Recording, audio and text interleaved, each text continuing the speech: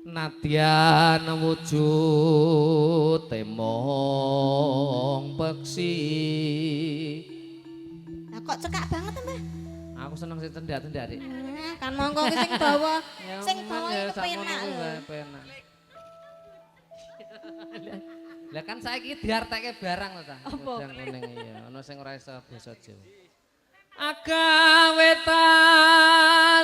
talining bronto.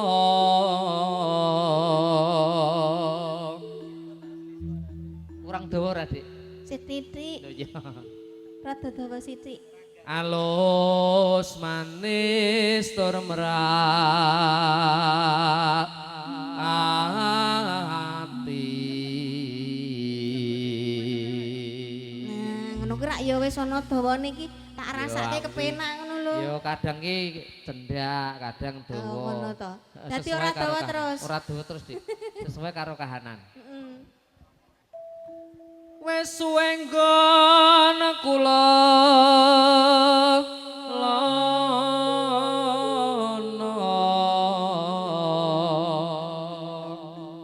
lono. SP lho ta.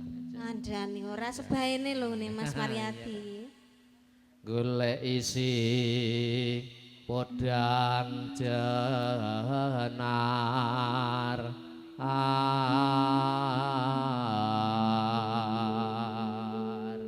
Niki mangke ugi dipun tenggo Mbak Nggih. Doleng, Mbak Ari. Mbak Ari. Ternyata menika keluarga besar saking ingkang Gamengku Gati. Oh nggih to. Iya no. Alhamdulillah nggih. Mungkin kula tenggo. Aku wis antarane mbene nek setahun mben. Ya Mboten punjul ya. Kepethuk. Mboten pedho alhamdulillah. Kapan ngono karo awuran. Lah iki saiki wis kepethuk Iya. iki. Iya. Apa iya, Dik? Apa ya? Kira kowe Dik gendang, Dik. Ayo Mbak. Aku toh? Ibu bunga ing atiku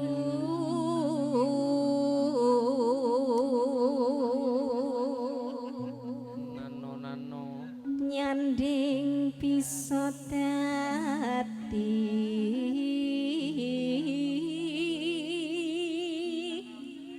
tombo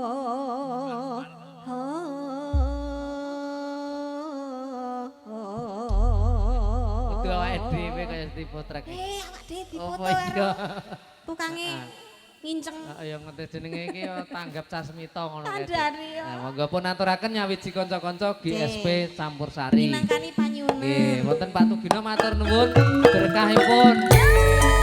Ayo ayo ayo ayo.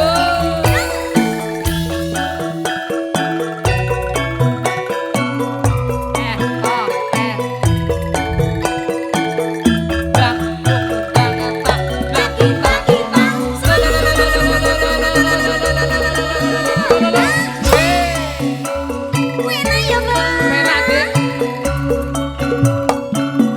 Sololo. Idal idul idali nem idal idul idali nah dali